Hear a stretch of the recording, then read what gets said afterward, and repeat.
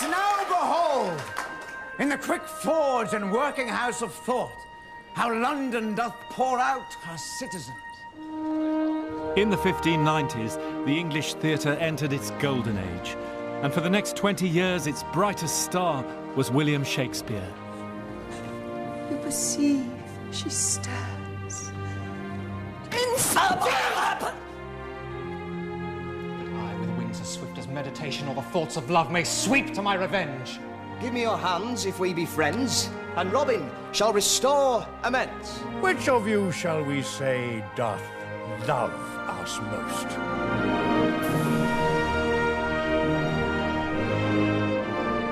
But back in the early 1590s, Shakespeare was one of many gifted young poets. What was it that transformed him in the next few years to the greatest thing anybody had ever seen? What happened to him in his career and in his private life? That's what we're going to try and find out in this next stage of our search for William Shakespeare.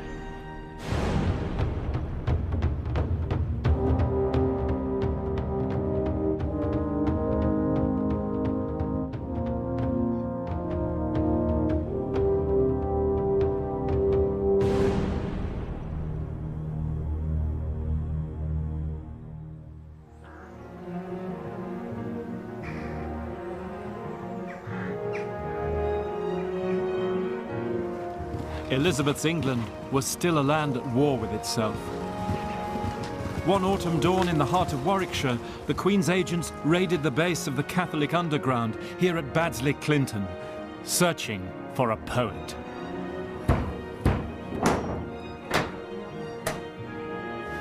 Hiding in the house were Catholic Jesuit missionaries.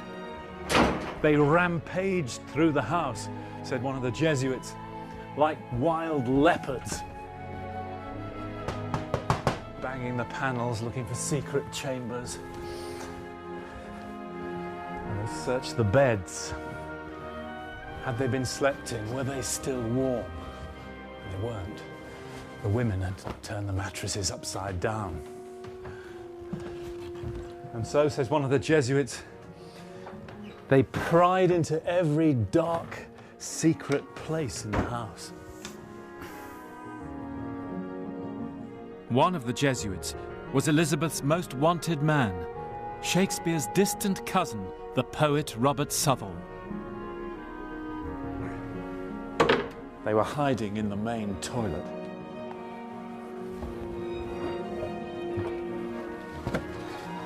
The sewer emptied into the moat, and this is where they hid. Crouched ankle deep in water, knowing that if they were caught, they would die a most horrendous death. Southall would become Shakespeare's most important critic, because he took him to task on the role of the poet in an age of spiritual crisis. Southall wrote the new manifesto for English poetry. It was addressed to his poet cousin, Master W.S., and it was a challenge. Worthy cousin, poets, by abusing their talents and making the follies and feignings of love the subject of their base endeavours, have so discredited this faculty that a poet, a lover and a liar are but three words of one signification. For Southall, the duty of poets was to glorify God. So what did Shakespeare think of that? William's in his late 20s and he's living here in a very nice neighbourhood next to the Church of St. Helens, Bishopsgate. And he's writing popular entertainment, plays. For him, the goal of poetry is not to glorify God, but to earn a living. He's got a wife and children back in Stratford, and his duty is to support them. But in 1593, plague strikes these streets, thousands die, and the theatres are closed. And William has to look elsewhere to earn a living. In summer 1593, while the plague raged, Shakespeare's first published work came off the press. Not a play, but a poem. On the frontispiece of Venus and Adonis, Shakespeare added a Latin tag from the Roman poet Ovid, whom he'd known and loved since his school days. This is what it says. Let the common herd be excited by cheap things. For me, may golden Apollo pour out full cups from the spring of the Muses. Pretentious? Maybe. But it was an instant bestseller, and its subject was not God, but the goddess of love. I'll be a park, and thou shalt be my deer. Feed where thou wilt, on mountain or in dale. Graze on my lips, and if those hills be dry, stray lower, where the pleasant fountains lie. Within this limit is relief enough, sweet bottom grass, and high delightful plain.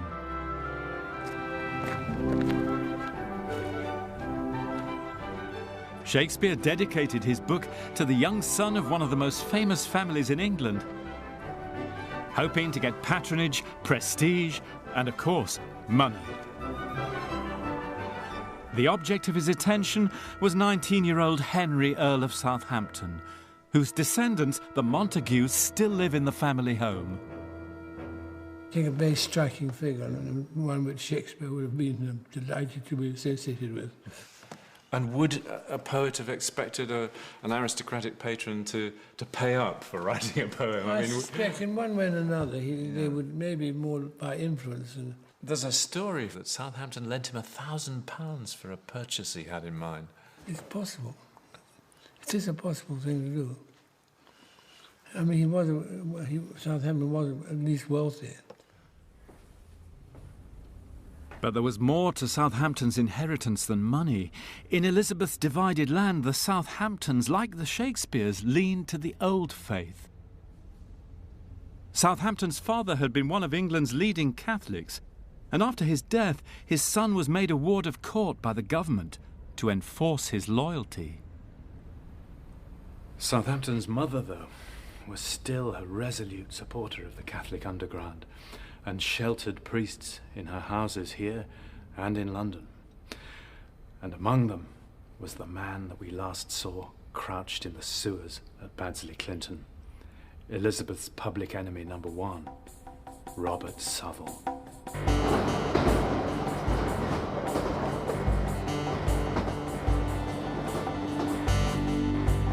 What contrasting fortunes these two young Elizabethan poets, the one in love with God, the other with love. After 6 years on the run, Southall's last journey took him out to the London suburbs near Wembley. Here he was betrayed to Elizabeth's dreaded inquisitor, Richard Topcliffe.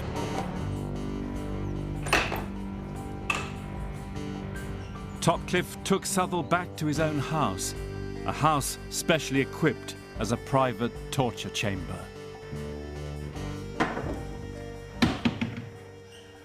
We know that the windows were blacked out,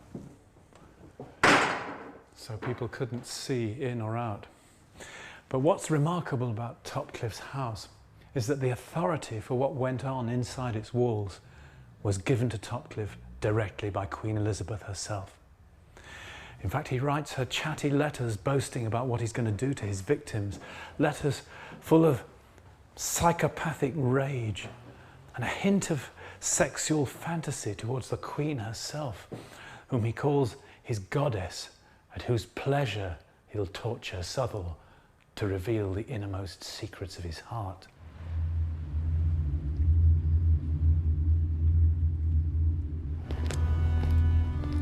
Easy to forget, isn't it, the dark side of Shakespeare's world. Southall was taken to the Tower of London. One of 36,000 people who died on the scaffold or in prison in Elizabeth's reign. Among them, members of Shakespeare's own family. And the shock for us 400 years on is not only the numbers, but the vindictive cruelty towards those who thought differently. So we're now about to enter an area known as the State Prison in the Beauchamp Tower. And as you can see, the walls are full of graffiti. A lot of it Elizabethan, a lot of it religious. Gosh, let's look at this. Quanto plus afflictionis pro Christo. The more afflictions, sufferings on behalf of Christ in this world, the greater the glory with Christ in the other. Arundel, June the 27th, 1587. How about that? We have the Babington plotters in 1586. They were brought to the Tower implicated in a plot with France to put Mary Queen of Scots on the throne of England. And 11 were hanged, drawn and quartered in one day. Really vicious and really nasty. So much so that after 7 executions of people being literally ripped apart, having their guts pulled out in front of them, while still alive, the crowd are so fed up with the blood and the gore, they actually threatened the executioners, let them hang until they are dead before doing anything further. 11 in one day. Oh, so it was a mercy to be hanged until you were dead. dead. Absolutely. God.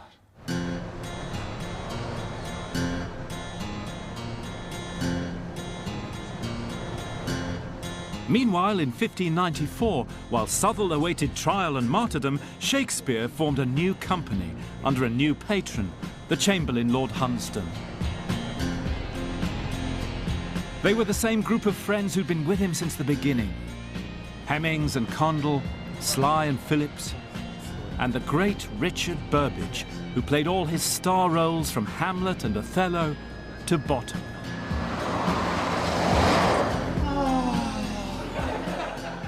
Speak, Pyramus. Thisbe, the flowers of odious savours sweet. Odors. Odour savours sweet. So hath thy breath, my fairest Thisbe dear, but hark, a voice. Stay thou but here a while, and by I will to thee appear. The Dream was everything Robert Southwell detested about plays and modern poetry. This is all about the follies and feignings of love. As true as Thorse, that yet would never tire. If I were fair Thisbe, I were only thine. Oh, monstrous! Oh, strange! Playmasters, flymasters! What angel wakes me from my flowery bed?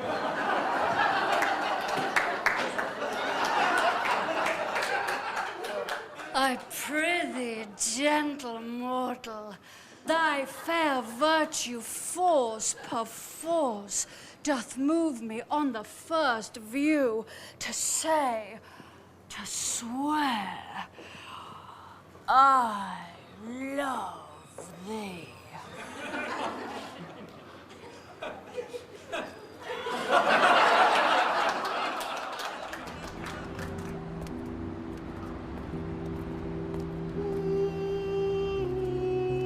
Only days after The Dream was played before the Queen, Southwell was hanged, drawn and quartered at Tyburn by Marble Arch.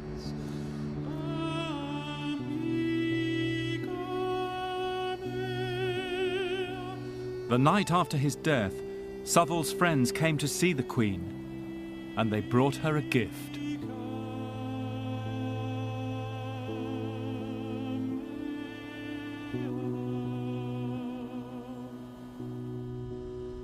That night, Southwell's friends gave Queen Elizabeth a book.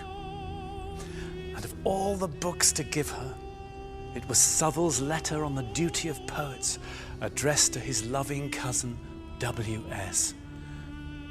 And when the Queen read it, they said, she showed signs of grief, and tears came to her eyes.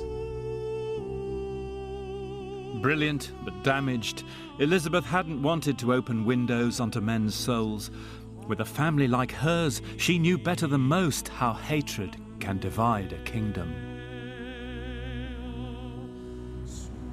Two households, both alike in dignity, in fair Verona where we lay our scene, from ancient grudge break to new mutiny, where civil blood makes civil hands unclean. A pair of star-crossed lovers take their life, whose misadventured piteous overthrows doth with their death bury their parents' strife. Oh, Romeo, Romeo, wherefore art thou Romeo? Deny thy father and refuse thy name. Or if thou wilt not, be but sworn my love, and I'll no longer be a Capulet. Shall I hear more, or shall I speak at this? 'Tis but thy name that is my enemy. Thou art thyself, though not a Montague. No, be some other name! William had written his first great tragedy. Though overflowing with love, the young die because of the hatred of their elders, and reconciliation only comes through their death. Oh, true apothecary, thy drugs are quick. Thus with a kiss, I die.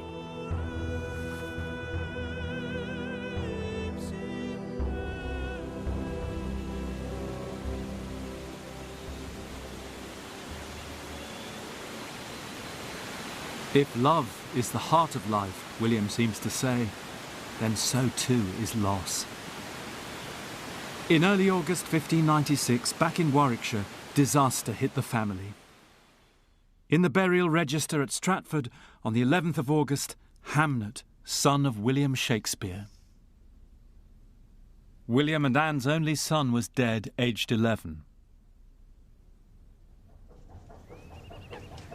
William was on tour in Kent that week. Hamnet may have been buried in the churchyard at Stratford before his father even got the news. Tudor people were much more used to the death of children than we are today, but all the same, to lose your only son aged 11 was just about the worst blow that a parent could suffer.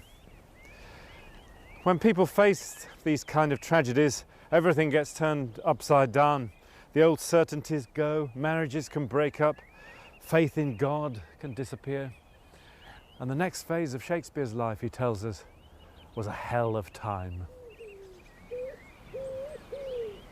Love's first duty, Tudor people thought, was to the family. His wife Anne and their 2 daughters were still living with his parents here in Henley Street. But soon after Hamnet's death, William bought the second biggest house in Stratford. It's gone now, but there's this sketch. It had 5 gables and 10 fireplaces. But it was in a bad state and the family couldn't move in. With William still in London, maybe they preferred to stay with the grandparents. Perhaps what they wanted was not a posh house, but him. And for William, was it meant to be a fresh start? Or guilt that he hadn't been there when they needed him? The new house was right next to the Guild Chapel and his old school, and it had a wonderful garden.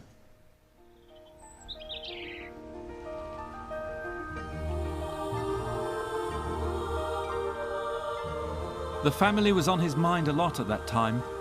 Only 10 weeks after Hamnet's death, William came to the College of Arms in London to apply for a coat of arms for his father John, to make him a gentleman. His father had first applied 20 years ago, before he was bankrupted and struck off the council. Now for the English class system, 400 years is a mere blink of an eye. And today's Windsor Herald, William Hunt, still keeps the rough notes from William's application, that day in 1596. Well, there we are. We have the 2 drafts. So these are the original drafts that were done. And you can see all the corrections and the additions that presumably William added in to embellish the text. You think he was rather anxious to bump up his case, do you, William? Yeah, or to record all these ancestral details, etc. Yes, John Shakespeare, Stratford upon Avon in the county of Warwickshire. Ah, interesting. And this is the sketch of the coat of arms? That's the sketch of the arms and the crest. Yeah. And here's the motto. They had a couple of goes at it. Non sans droit. What does that mean? That means not without right. Not without right. And this is Smith's Ordinary of 1599. Here we've got body parts, for example. So we've got heads and hearts. Hands, legs. This chap got toes. So these are all the possibilities of... These are what had already been granted. Yeah. Now we're getting to implements of war. Arrows, with swords, crossbows, arrowheads, swords here, and then spears.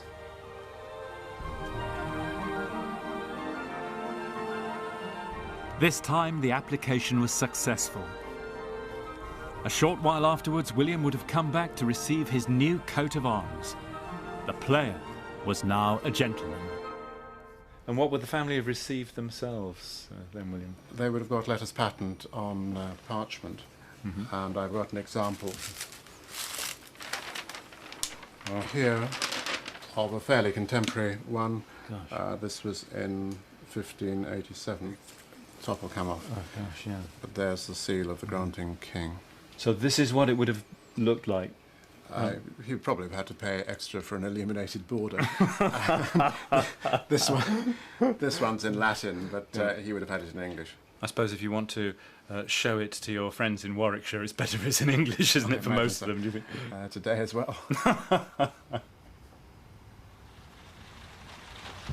I find it a poignant story, the coat of arms. The Shakespeares at last had a title, but no son to carry on the line. And if I'm right, what happens next is even more revealing. The next spring, William got a commission from one of the great literary patrons, Lady Mary Herbert of Wilton. He was to write sonnets for the 17th birthday of one of her children. So in April 1597, Shakespeare came here to Wilton with a fistful of poems. The poems were to encourage love and marriage, but writing them seems to have opened up a flood of feelings in the author himself. Shall I compare thee to a summer's day? Thou art more lovely and more temperate. Love is a babe. If I could write the beauty of your eyes, the age to come would say this poet lies.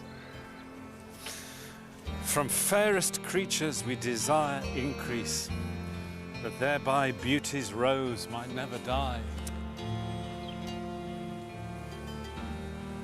Let me not to the marriage of true minds admit impediments.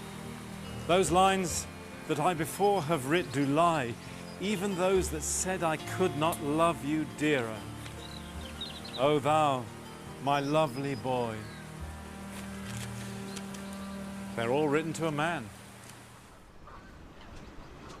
So what do the sonnets tell us about Shakespeare? They tell us a lot about his capacity to get emotionally engaged with a young man. A man to whom he becomes not merely in love, but also who is willing almost to abase himself before. He expresses a great sense of unworthiness, of privilege in knowing this young man, of privilege in knowing him not simply socially, but also emotionally. We can't use the words homosexual, heterosexual, bisexual. In Shakespeare's time, there was probably a more realistic acceptance of the fact that if you were emotionally involved with somebody, whether it was of your own sex or not, you might also be physically involved to them. And I don't think perhaps they took it quite as solemnly as we do either. The sonnets are unquestionably autobiographical in the sense that they express emotions which he feels the need to express personally. Shakespeare is always such a guarded person, but in one of the sonnets to the boy, he seems to let us share his deepest hurt. Full many a glorious morning have I seen flatter the mountain tops with sovereign eye, kissing with golden face the meadows green, gilding pale streams with heavenly alchemy. Even so my sun one early morn did shine, with all triumphant splendour on my brow. But out, alack, he was but 1 hour mine, the region cloud hath masked him from me now. Yet him for this my love no whit disdaineth, sons of the world may stain when heaven's sun staineth.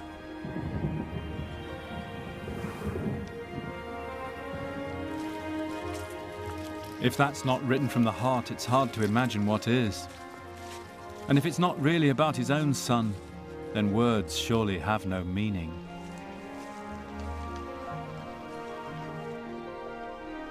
William's sonnets are about his love for the boy, but they're also about a father's grief for his dead child.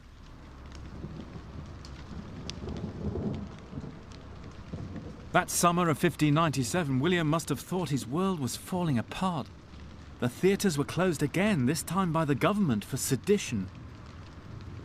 "My art is tongue-tied by authority," William wrote. And he was in trouble with the law, too. Within weeks of his son's death, he'd fled from genteel Bishopsgate, leaving an unpaid tax bill. In 1597, he's noted as among those people who have gone out of the said ward in a private and covert manner in order to not pay their taxes. It sounds as if he's gone south of the river here. And that indeed proves to be the case when you look at the next document, which is this amazing piece of... These are the records of court cases simply from 1 year, 1596. This takes us south of the river.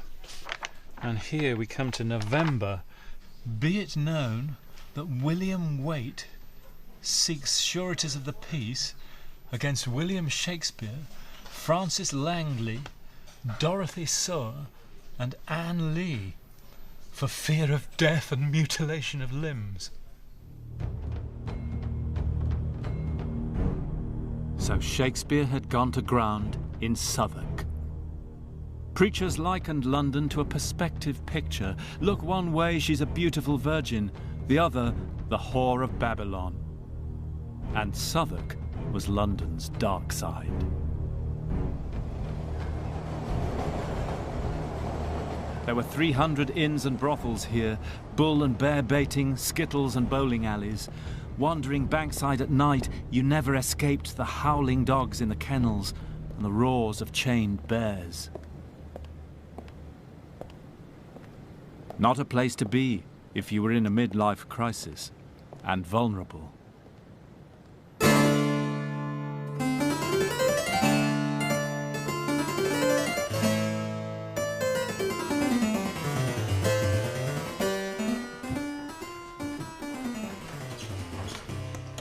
And now the sonnets reveal Shakespeare falls in love again, this time with a woman.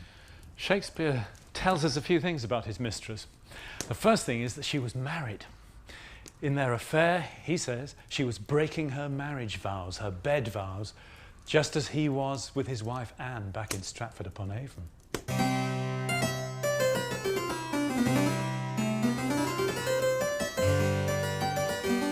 Second thing, she was musical.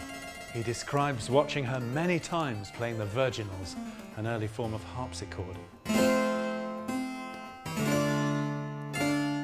And that brings us to the other interesting thing about Shakespeare's mistress. Her skin was dark. How oft, when thou my music playest, upon that blessed wood whose motion sounds with thy sweet fingers, do I envy those jacks that nimble leap to kiss the tender inward of thy hand, whilst my poor lips, which should that harvest reap, at the wood's boldness by thee blushing stand. Since saucy jacks so happy are in this, give them thy fingers, me thy lips to kiss.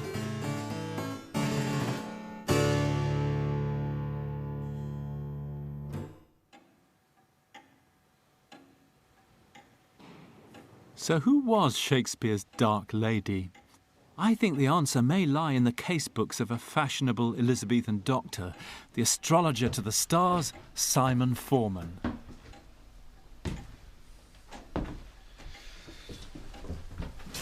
Now, going to Simon Forman's surgery wasn't quite like going to the doctors today. Forman used palm reading, horoscopes, astrology, and even alchemy, along with physical examination. But he was very popular Many of Shakespeare's actors came to his surgery, and especially their wives. But there's one patient in particular that interests us. And she turns up on the 27th of May, 1597. And Foreman does her horoscope, and here it is. Her name, Emilia Lanier. That was her married name.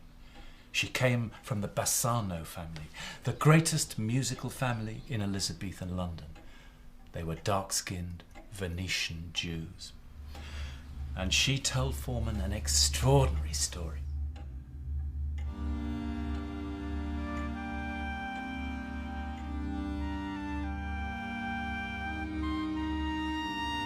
She told me she hath been much favoured by her majesty and by many noble men, and hath had great gifts and been made much of. She's high-minded and cannot keep a secret. She was very brave in youth. She was mistress of my Lord Chamberlain Hunsdon, who loved her well and kept her long. But when she got with child, she was married off to a minstrel, and her husband hath spent her fortune. She wants to know, will she be a lady, and will her husband return, or no?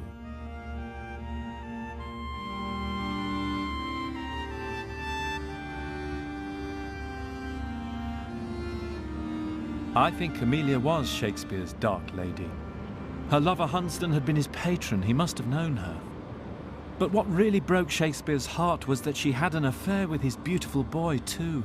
And in the end, William says she almost drove him mad. So in Shakespeare's private life, it was a time of disasters, but professionally, fantastically creative. Along with the sonnets, he wrote 3 new plays, including The Merchant of Venice, which was about Venetian Jews. But most of all, he set the seal on perhaps his greatest character, a man who frequented the inns and taverns of Cheapside, Sir John Falstaff. The complaints I hear of thee are grievous. Sblood, my lord, they are false. Oh.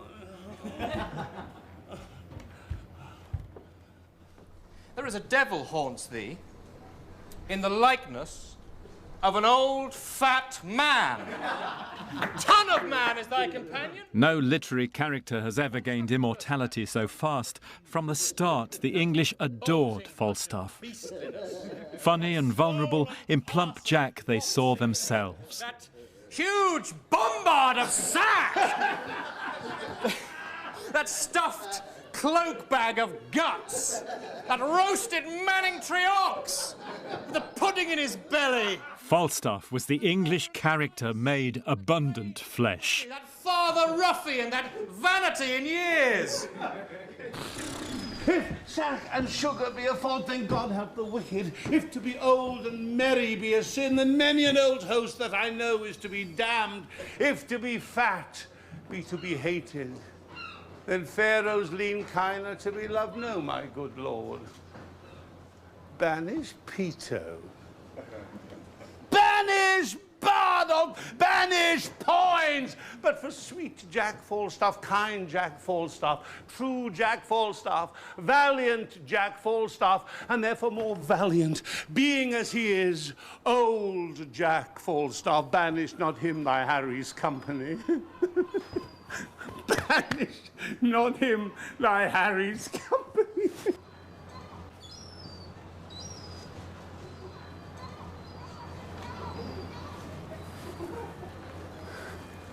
Banish plump Jack. Banish all the world. I do.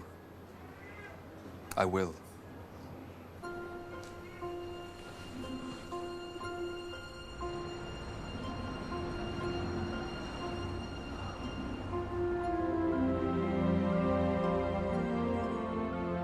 And now Shakespeare seized control of his own destiny. After a long feud with their landlord in Shoreditch, the company made their move. They'd go somewhere else, and they'd take their theatre with them. It was December the 26th, 1598, and the owner of the land on which the theatre stood here in Shoreditch was out of London for Christmas when the Burbidges arrived with the best carpenter in London, Peter Street, and a dozen workmen, and they set about dismantling the theatre. In 4 days, they transported it all through the city of London and across the river.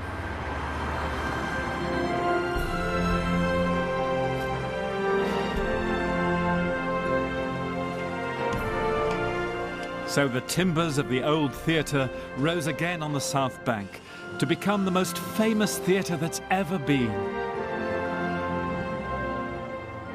Over it flew a flag with the motto, "All the world's a stage." And they called it the Globe.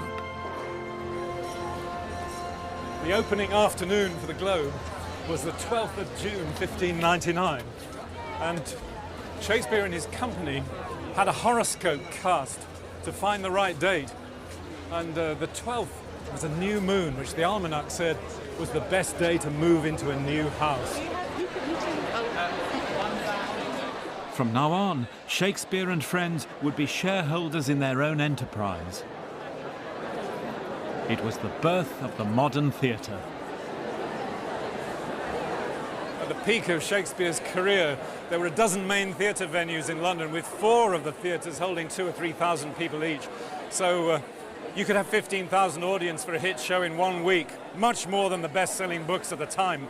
So this was a high-energy mass entertainment, and it was dangerous. That's why the government sought to control it, with the censor looking for political dissent and the religious right looking to close the whole thing down altogether. The dangerous power of the theatre had never been more clear. Audiences flocked to see every new Shakespeare play. A fact not lost on a former favourite of Queen Elizabeth, now sidelined and embittered, the Earl of Essex. Early in 1601, Essex's friends approached Shakespeare and the company to put on a very special, one-off performance. The play had to be shown on Saturday, the 7th of February, 1601. The play had to be Shakespeare's Richard II, and it had to include a scene so dangerous that the censor had never allowed it to be printed. Give me the crown. Here, cousin. Seize the crown. Here, cousin. I thought you had been willing to resign. My crown I am, but still my griefs are mine.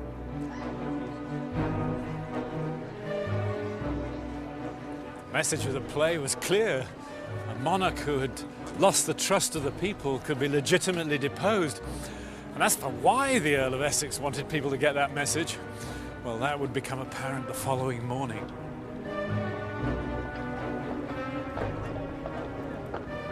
Early next day, Essex planned to enter the city and call on the people to rise up and depose their sovereign, just like the scene in Shakespeare's play. But life doesn't always imitate art. Essex spent so long choosing a clean shirt that he was late. The people had gone home. The revolt collapsed. The conspirators were arrested, including Shakespeare's old friend, the Earl of Southampton, who was now accused of high treason.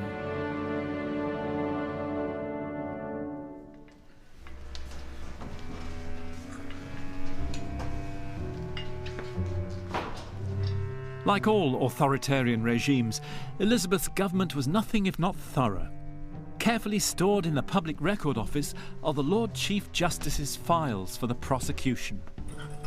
And they include the interrogation of Shakespeare's company.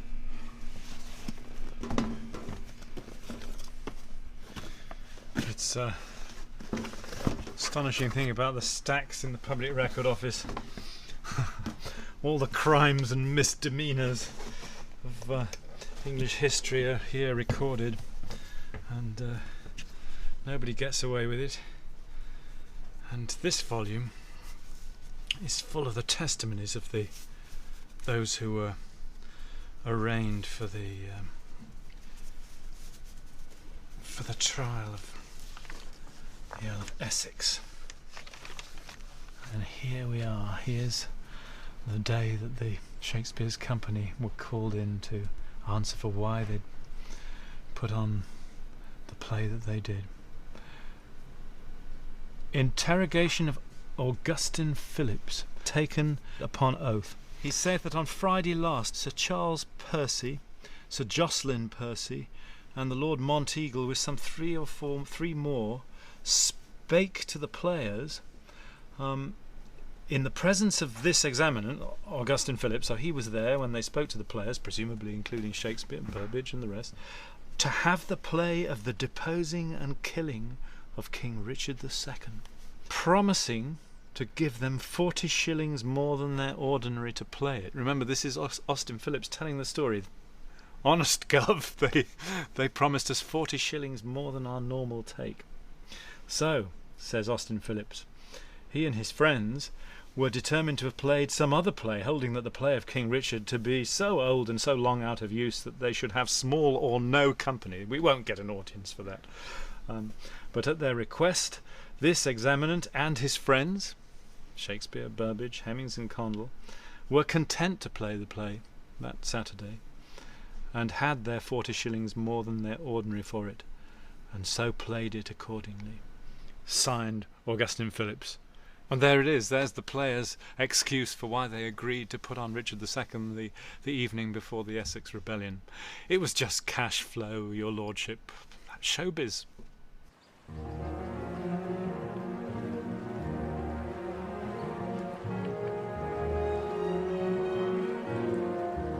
The company knew what they were doing, of course. Shakespeare was no innocent. And they got away with it.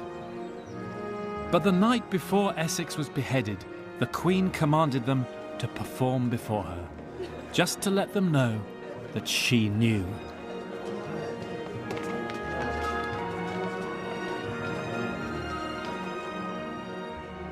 Give me the crown. Here, cousin. It may have been a nervous rehearsal. The Queen knew they'd favoured Essex, but then so had she.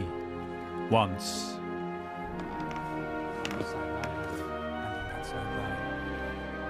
Are you contented to resign the crown? She was a lame duck now, and she knew it. Childless, isolated and tired, the nation just waiting for her to die.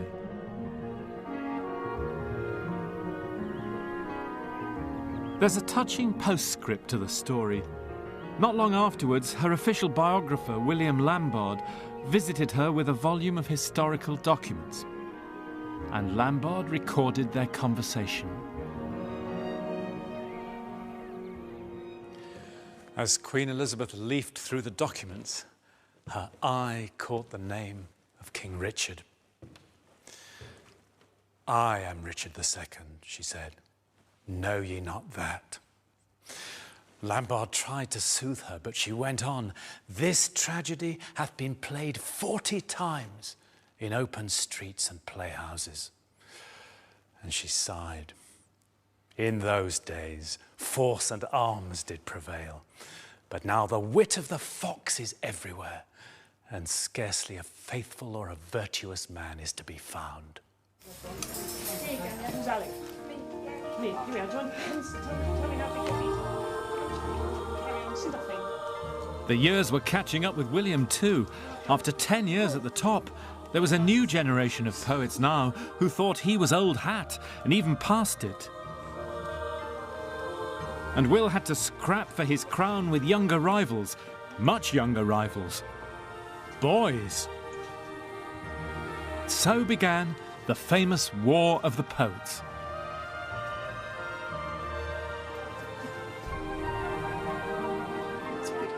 The boys' companies had a lot going for them, besides their obvious charm. A plush indoor theatre, soft music, and scripts written by a man to whom Shakespeare had given his first break. Classicist and bricklayer, the cantankerous Ben Jonson.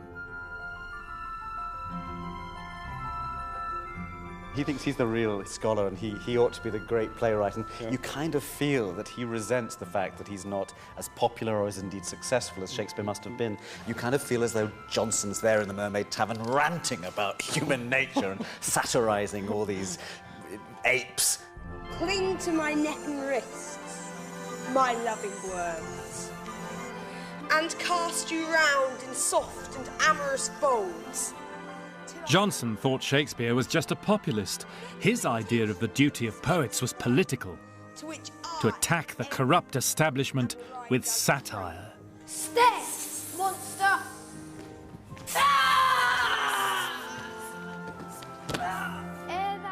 Do you think Shakespeare responded in any way to that? And it's not his kind of kettle of fish, is it? It's like playwrights today. I think they are very aware of what their colleagues and peers are doing. They're not writing in a vacuum. And what is popular and what is bringing in the crowds must be influencing Shakespeare too. It must have done.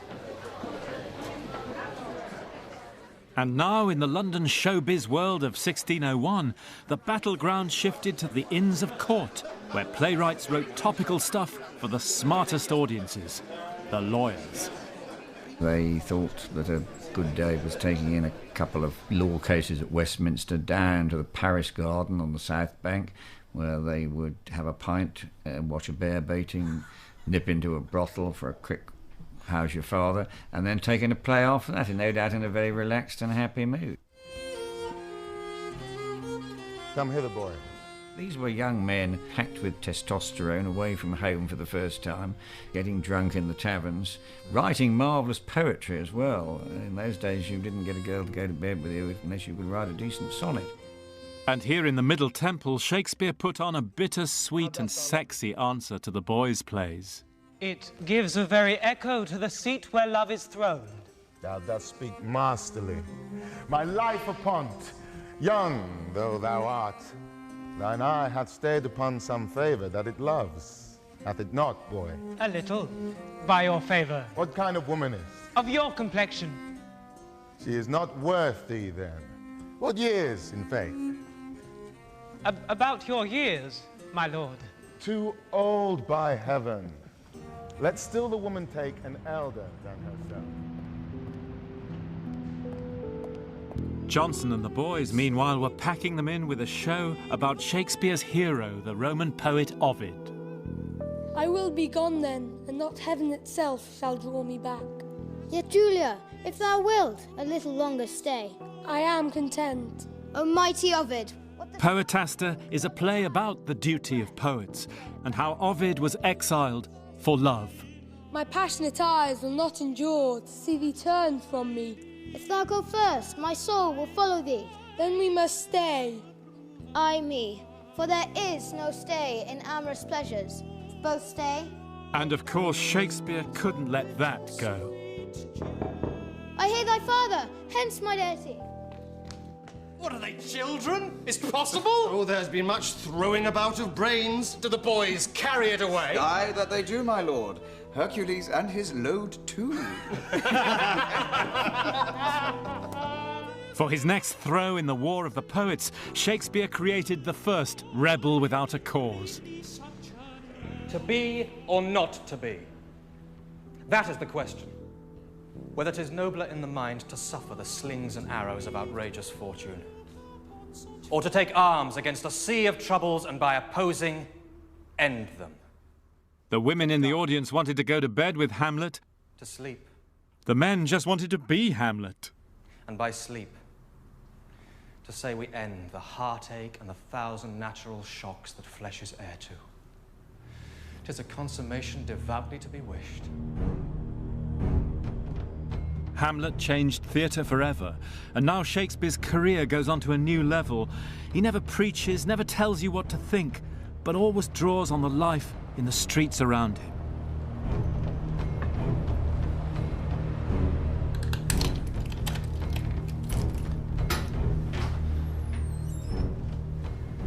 He's living back north of the river now, and in the tiny parish of St. Botolph's in Aldgate, the registers reveal a secret history which touched his next work. Householders. Gosh, there's Scores of people dying on a single day here, aren't there? Look at this. Susanna Pierce, a blackamoor, bound servant to John Spinoza, Spinoza, a hatband maker, buried the 8th day of August, Anno Domini 1593. Simon Valencia, a blackamoor servant. To a medal maker. A medal maker. Buried the 20th day of August, Anno Domini 1593. These black Elizabethans weren't slaves. They were musicians, workers, servants, and often treated with affection. Can you read this? Esfanio, a Negar servant, to Mr. Thomas Barber, a merchant, buried the 23rd day of October, 1593, 22nd day of October, 1593. Given a black cloth. What does that mean, Brian? I think that means that it was a sign of high respect. It meant the actual coffin itself, brought into the church, would have been covered in a great big black velvet cloth, a sign of great respect for someone. So Thomas Barber had paid for a better funeral for his servant. That's Exactly. exactly Is that the assumption? Yes. Here we are, a person of color being obviously shown a lot of affection and love and respect to the extent of the expenses which are incurred in the burial. Yeah, absolutely. Some of them are servants. Some of them married. Some of them married to black and white marriages. Some of them married to white people as well. Interracial. Yes. Yeah. All right. This is a hidden history to me. And this is a history which will amaze everybody who sees. Shakespeare is a popular dramatist. Elizabethan drama is essentially a popular dramatic industry. It deals with ordinary people in everyday life, on the streets, in the neighborhoods, in the experiences that he had as he lived in London at the end of the 16th century. And these were the people.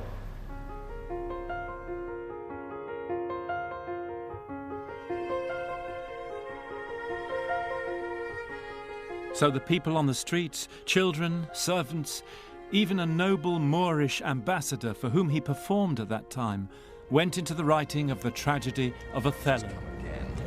My noble lord. Dost thou say, Iago? Did Michael Cassio, when you wooed my lady, know of your love? He did, from first to last. Why dost thou ask?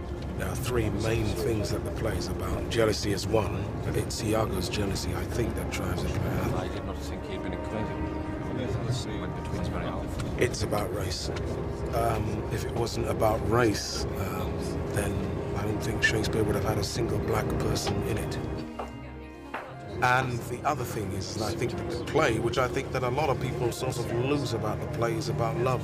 It's the love for Desdemona.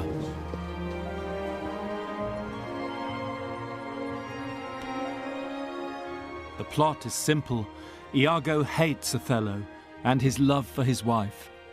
Be as your fancies teach you. Whate'er you be, I am obedient.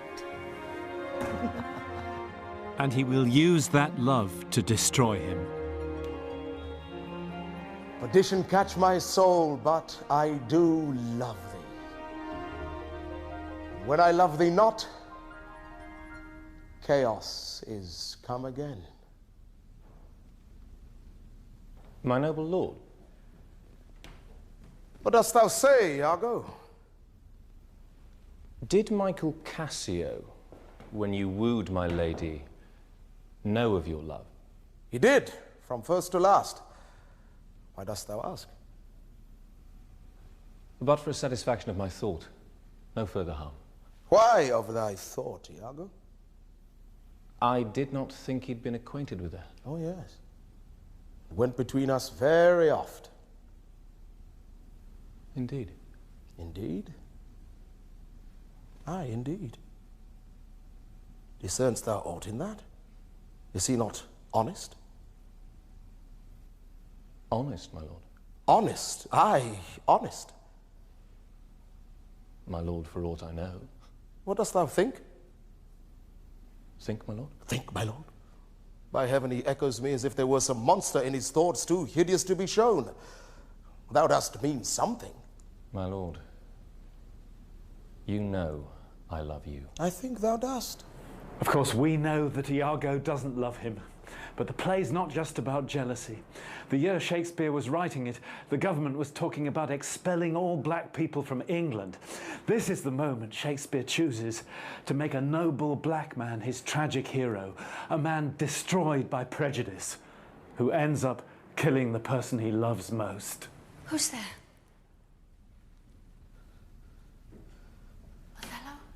I, Desdemona.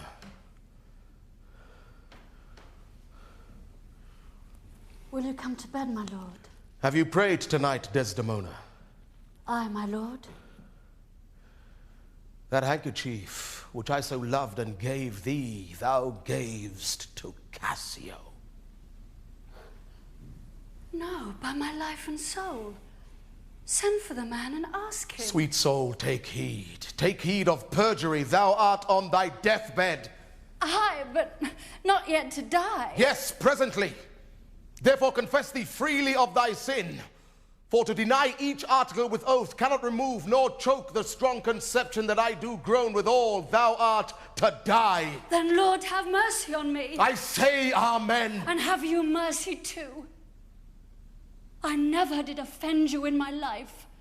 I never gave him token. By heaven, I saw my handkerchief in his hand. He found it then. I never gave it to him. Send for him hither. Let him confess a truth. He hath confessed. What, my lord? That he hath used thee. Oh, he will not say so. No, his mouth is stopped. Honest Iago hath ta'en order for 't. Alas, he is betrayed, and I am done. Out, strumpet. Weepst thou for him to my face? Oh, banish me, my lord, but kill me not. Down, strumpet. Kill me tomorrow, let me live tonight. Nay, if you strive. Oh, but half an hour. Being done, there is no cause. Oh, while I say one bit. It is too late.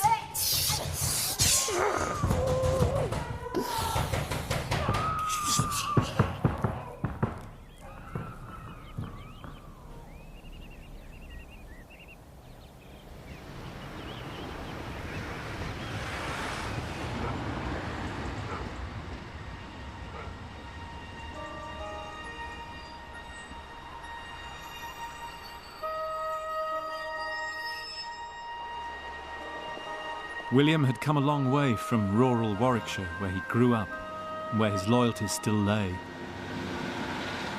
He was now the greatest artist of his age. He'd understood that great art, great poetry comes not by choosing one side, but by seeing both.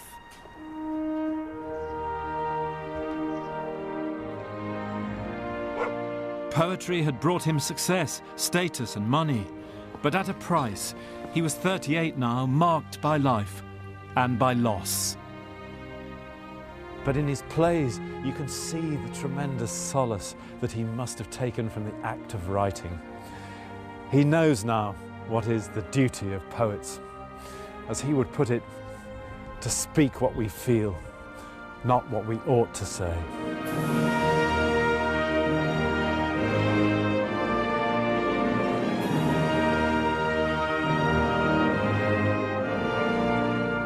In the final episode, we'll see how Elizabeth's death brought in a new age of optimism, only to be shattered by the gunpowder plot.